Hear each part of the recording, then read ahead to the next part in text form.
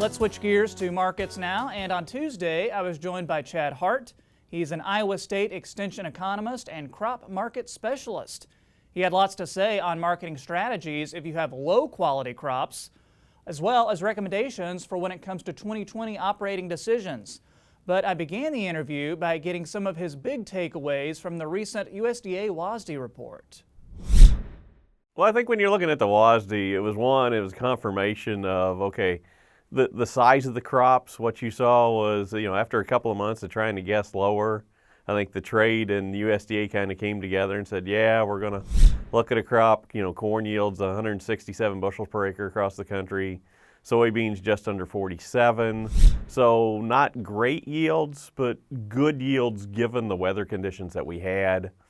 I think the other thing to look at was the, let's call it the concern on the usage side of the marketplace when we're looking at demand. The gear down on soybeans on the crush side, mainly reflecting the lack of soybean meal exports. On the corn side especially, I think it was troubling to see the continued trend there of lower corn exports as well. And so we know we've got some global demand issues out there for the crop side that's sort of lurking its head behind this idea that supplies have gotten a little smaller, but demand seems to be backing off even faster. Do you think there's going to be any big adjustments on anything come January with the annual report? Not on the supply side. I really don't think so. I think we could see some adjustments on the demand, and one of the things I'm going to be watching for, not only with the final number, on the supply side coming out in January, but as we're looking forward to the WASDE, say throughout the springtime, is do we see adjustments on both the feed and the ethanol side due to a lower quality of this corn crop, especially as we move through spring. And I know that many analysts have their own calculations. How are your yield estimates different than what USDA is telling us? Not that they're necessarily any different, but I think what USDA has sort of established for us and what they're sort of showing up in their data is a trend of slowly reducing this yield down. I think we will see one final little bump down on the yield numbers for both corn and soybeans, but like the previous ones, it won't be a big adjustment. And Chad, with everything that we've said, what are some marketing strategies you can share with us? Well, like I say, one of the biggest things I've been talking to farmers about is the quality of the crop as it's come out of the fields, and looking to sort of segment my marketing based upon that quality. For the crop that is of high quality and is easy to store, yeah, we're looking to hang on to that and hopefully looking for some better prices in the spring when we typically have our seasonal rally. But given that we do have some low quality crop coming out of the fields that coming out with higher moisture, we're not able to dry it as fast as we need to do.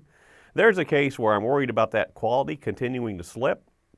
So I'd rather get that crop moved through the marketplace now and then look at maybe some re-ownership strategies through the futures or options to give myself some opportunities to capture those higher prices later without having to worry about the quality of my crop slipping while it's in the bin.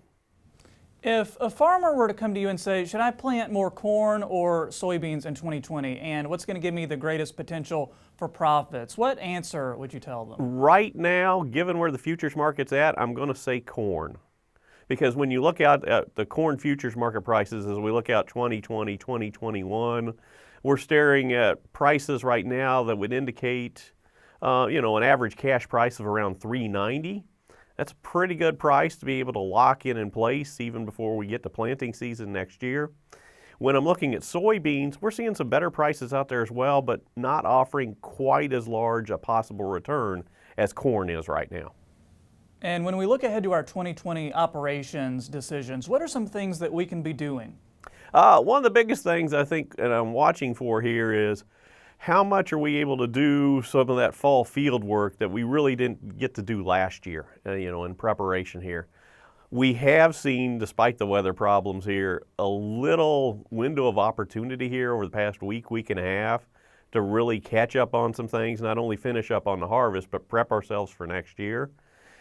And I think, as I look forward for the next week and a half, I think we'll have a little more time to get ourselves ready for 2020. And that's another reason why I'm leaning towards corn a little bit more as I look towards 2020, because I think we will have that ability to get some fertilizer down, to get the fields ready to move into that crop more quickly. next year. And finally, let's look internationally for a second. Do you think South America is going to have a big impact on things this year? They always do. Let's face it, when you're looking at the soybean market now, Brazil's now the #1 soybean producer in the world, and I think that's a title that they're not likely going to give up soon. When we're looking at the corn side, we've seen them ramp up, especially Brazil's second season corn. And so as long as they're having some pretty good crops, they're going to matter in terms of continuing to make sure that global supplies of both corn and soybeans are at ample levels. And that's been the case for the past few years.